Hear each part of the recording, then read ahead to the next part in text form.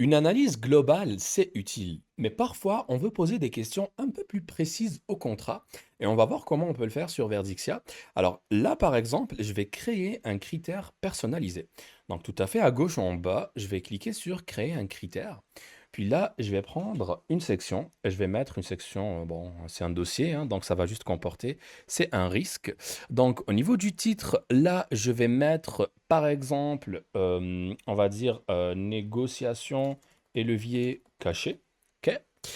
Et dans la description, bah, je vais venir mettre une description que j'ai préalablement écrite. Donc là, vérifier si le contrat contient des mécanismes où le silence, l'inaction ou un délai manqué peut entraîner une validation, un paiement ou une perte de recours.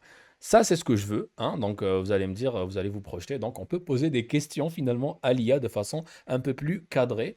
Donc, une fois que j'ai ça, je vais cliquer sur générer via IA et l'intelligence artificielle, donc en l'occurrence Verdixia, va comprendre votre besoin, puis vous proposer une forme de prompt, donc une forme de bullet point actionnable. Donc ça va transformer la description en plusieurs petits points que vous pouvez venir lire, valider, confirmer selon votre goût en fait. Et ce sont ces instructions qui seront envoyées avec Verdixia.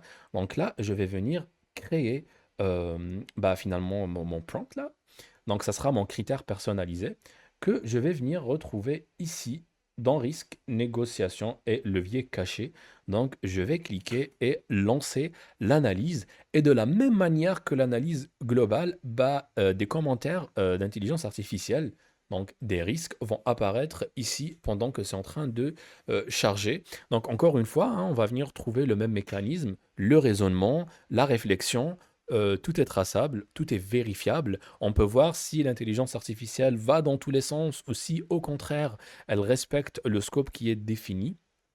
Donc là, on peut lire son raisonnement et une fois qu'on a des résultats, eh ben, on va venir les voir apparaître.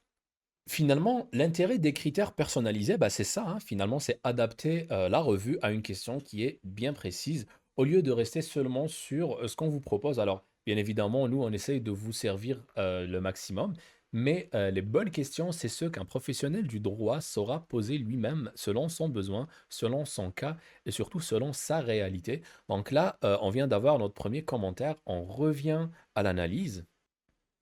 Et voilà, donc on commence à avoir les commentaires. On va venir les filtrer ici. Donc négociation, levier caché, je clique et j'ai déjà mon premier commentaire par rapport à un délai de silence de 30 jours valant validation du second versement expose le fournisseur à une non-validation de dernière minute. Alors là, ça parle de fournisseur parce que dans mes métadonnées de contrat, hein, j'ai le rôle de la partie qui est le fournisseur. Ok. Donc je reviens à mon analyse. Donc, je viens de voir que j'ai quand même 3 commentaires, que je peux venir consulter et c'est comme ça que, ça fonctionne en fait, l'analyse qui est un peu plus ciblée.